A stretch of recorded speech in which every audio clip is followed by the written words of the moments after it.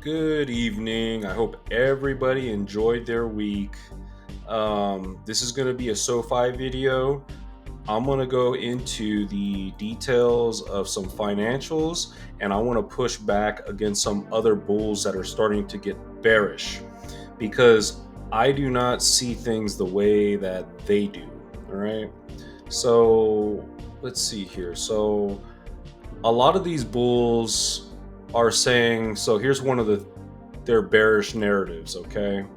And I could not disagree even more. All right. So all right, let's talk about, but before I get into that, let me reiterate what I've been talking about for past videos of SoFi on my channel, what I've thought about the company and where they were headed. All right. So in prior videos, but prior to earnings, I have been expressing that SoFi has been I've been worried about their liquidity and their aggressive leveraging going into further quarters as they were pricing in 5 to 6 rate cuts and a great economy and blah blah blah. And even the bulls over here were thinking that's a conservative forecast. All right. If you've been following me on my channel, I've been pretty much saying that the Fed is not going to cut until Q4 of this year. Now there's talks that they're not even gonna cut, and there's questions about hikes. All right, but those hikes are pretty much not gonna happen, and so forth. All right, the Fed has already gone out and said that for now. All right, so okay, so one of the narratives from one of the earnings, or one of the things that's being said, is SoFi is being too conservative on loans. They could have loaned out 20 billion more. They're being way too conservative. They need to loan out more in order to drive more growth. All right. Okay, so if they would have continued to be more aggressive on loans and loaned out 20 billion more, to me that I would start getting bearish, because a bank is all right, the whole business model of a bank is they are letting someone borrow their balance sheet. Okay. And in times of turbulence, if they have a lot of these loans out, and these are unsecured loans, mind you, so if someone just goes bankrupt, or the loans ain't going to be worth anything. All right. You need someone to actually pay the loan for it to gather the interest and revenues or what have you, and to properly leverage it. And if you try to get those loans off your book and sell it to someone else, that's a problem too, because they ain't going to be worth anything. What, you going to sell them to some, I don't know, some debt collection agency for pennies on the dollar when a person go bankrupt? It's not going to happen. All right. So that's one thing to consider. All right. In my prior video after the earnings, SoFi pretty much put out, well, Noto and management pretty much put out that they're going to be conservative in the loan category and start focusing more time and energy on the actual tech. All right. So on the tech sector growth, all right, their Galileo program and Technisys and so forth. All right. That's one of my bull theses. All right. Here's another thing to consider. Why would you want them to continue to aggressively go after loans and get the revenue that way to further secure your bank multiple? All right. I'm not okay. It's a bank today. It's a fintech tomorrow. All right. So if they continue to go after more loans and all these other different banking categories, and then the revenue streams way more lopsided towards actual banking products as averse to tech platform products. I mean, the overall goal of the transitionary period is to get up to 50%. 50% of the revenue is going to be towards tech, and the other 50% is going to be towards banking. So we can get an actual tech multiple, or at least a hybrid thereof. Okay, so I've been pretty much saying, I've been worried about, and I've had a hold rating for myself on the stock. Stock was going up, or it's actually trading flat, and I've known that this thing's going to trade flat pretty much most of all the year, all right, because of the macro and what's going to happen. Now all of a sudden, everything is starting to look good. Everybody is starting to get out and starting to be disappointed. I mean, this is crazy to me. I honestly don't think people see value. All right, let's go to the. Oh, and another thing before we get into the financials, this comparison to Robinhood, it just needs to stop. All right, member growth in Robinhood versus more deposits coming in as averse to SoFi. It's like comparing apples to oranges. Just stop it. All right. So they're saying, okay, one of the arguments out there is Robinhood's bringing in way more deposits a month as averse to SoFi in the member ratio. Okay, so let's talk about that. The reason why Robinhood is bringing in more deposits, all right, more money is coming into Robinhood, is because they're paying people up to however 2-3%, whatever, to match on their 401k or Roth to transfer to Robinhood. So if I have $1 million in my Roth or traditional IRA or whatever 401k, and I transfer to Robinhood, they're going to give me 30,000. They're going to give me the 3%, whatever, and I got to hold that. I got to hold that in there for 5 years if I'm a customer of Robinhood. All right. So SoFi is not doing that. SoFi is targeting more members via direct deposit. Okay. So the reason why Robinhood is getting way more deposited funds in their platform is because people, and more deposited funds per member ratio, is because people are literally putting their life savings into that platform, into that brokerage to hold. Okay. And as averse to SoFi, where members are doing direct deposits via their income. All right. And mind you, a lot of these members are not putting their full income direct deposit. They're only putting a portion of, and they have another bank that's probably a primary. And then they're just trying out SoFi. And maybe they're putting half their check, or maybe even 50 or 75% of the check, or 25%. And SoFi is a secondary bank, you see.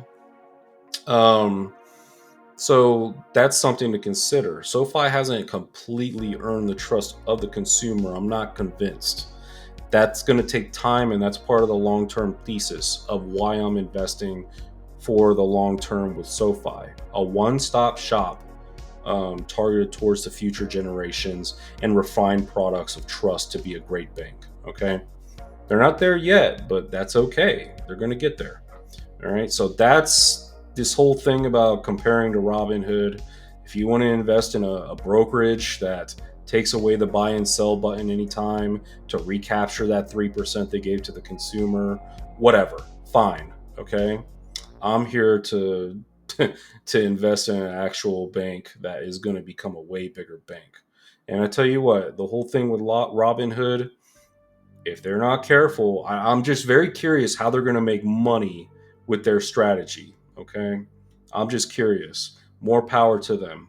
But anyway, let's look at SoFi financials. Okay, so since everybody is thinking that this is a garbage stock and a garbage company, and they should have done this or that. All right, let's go to Seeking Alpha. All right, let's see. Okay, price action.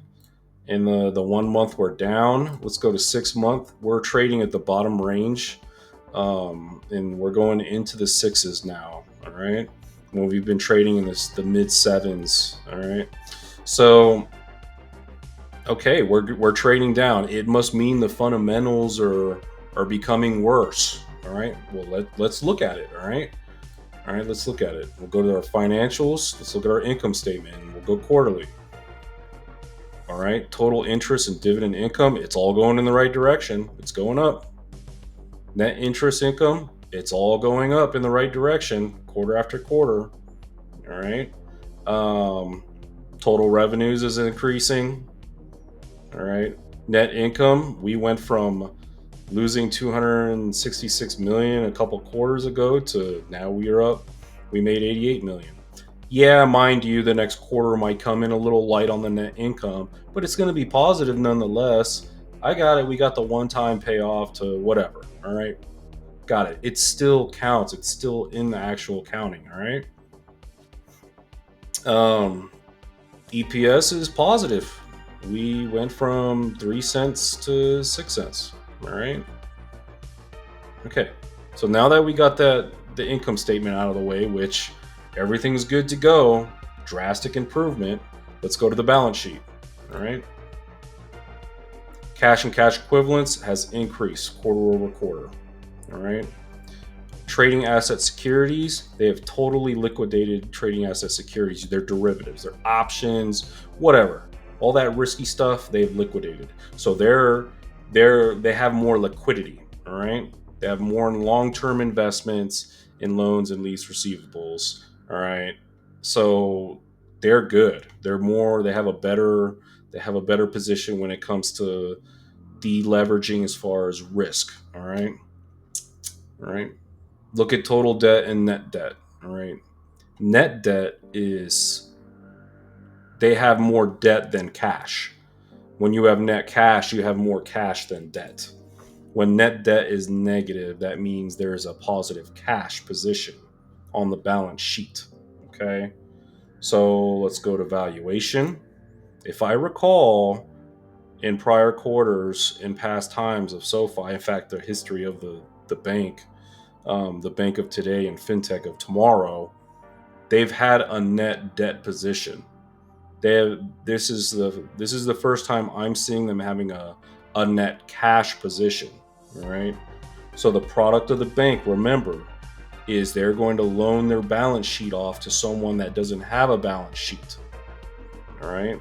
So in this loaning to the consumer that doesn't have a balance sheet is going into debt. So let's look at me. Okay. Let's say that I have 100 grand in cash and I have no debt. All right. And let's say that 50, okay, let's say I got 100 grand of negative positive net worth or whatever, and 50 grand of it is in stocks, which is short-term securities that's easily liquidatable, and I have another 50 grand in cash. That's a balance sheet. I have a net cash position. All right. Positive assets on the balance sheet. Okay. But let's say that I needed to, I don't know, I want to buy a house for 200 grand. So I would go to a bank and I would say, "Hey, I don't have the balance sheet to buy this house. I need to take out a loan. We can it'll be a secured loan against this, this real property asset, and here's my balance sheet. I need a little more balance sheet to buy this product or this house or asset or what have you." Or maybe just a credit card to buy a shiny button for $1,000 or whatever. Okay, that's what a bank is for. All right, so they have net cash. That's a positive. All right. Now let's go back to the cash flow statement. All right, net income on the top line. Let's go down. We got free cash flow per share quarter over quarter. We've been seeing losses after losses for every quarter, but now we have basically breaking into a positive free cash flow. All right. In SoFi, they're cleaning up the cash flow statement. Money is starting to come into the company as averse to going out of the company. All people see is the stock price is going down and they don't like it because they're cost basis. All right. This is absolutely ludicrous. People are saying that SoFi is being too freaking conservative. I tell you what, If they would have continued to do aggressive loaning out and leveraging the way that they've been, and we saw and we see turbulence in Q3, SoFi can get hurt so bad that it could take several years to recover. Dare I say, they might have even gone bankrupt if they didn't clean up the balance sheet and working on their cash flow statement and deleveraging and being more conservative on the loan side. And then it's a great strategy to focus on the tech platform right now. All right. Because later on, when we get those revenues up, that's what's going to get us the higher multiple in a trifecta. We're going to trade on a lower PE, lower price to book, whatever. And then when we get the tech multiple, everything is going to start going up. And if we survive through that tough time, I'd rather have SoFi do this, be conservative on that end, survive when the tough time happens. Maybe it's Q3 or Q4. We've seen some other banks go under, all right? If they survive and they focus on their tech, and even if they take a little hit on their loans, all right, they're still in the game, all right, because their balance sheet's okay and they got a good liquidity position, all right? They can always reaccelerate their revenue growth when the interest rates drop, all right? Higher for longer just means that, their loans will just, as long as the interest rates don't raise, as long as the interest rates kind of are flattish, their loans are going to be fine, all right? The value of their loans are going to be fine as long as they're yielding, okay? So that's my take on it. I'm more bullish on SoFi now after that earnings, because and before that I was looking at the other bulls like, y'all are crazy. They're taking way too much risk on. And believe me, I'm a risk taker. All right. If you look at my portfolio, I take a lot of risk. I got 10 grand in a penny stock, and I got that not even profitable. I got I had 10 grand in this company before they even sprung a profit, and so forth. So I'm about taking risks. I like small caps, mids and smalls. All right. But banking, I want to get real with people. Banking is risky. All right. Banks are broke. The whole thing about the whole misconception of banks have all this money. All right. That's all I got though. So that's my whole thing. Um, I hope you all, if the Bulls, if you're still in SoFi and you're adding right now, and you're going to stay in for the next 5 years, and you're building up a position, you're probably going to do really well. All right. This is not financial advice. Okay. Because of all this, of what I'm seeing, I'm more bullish than ever when it comes to SoFi. I'm going to keep buying. All right.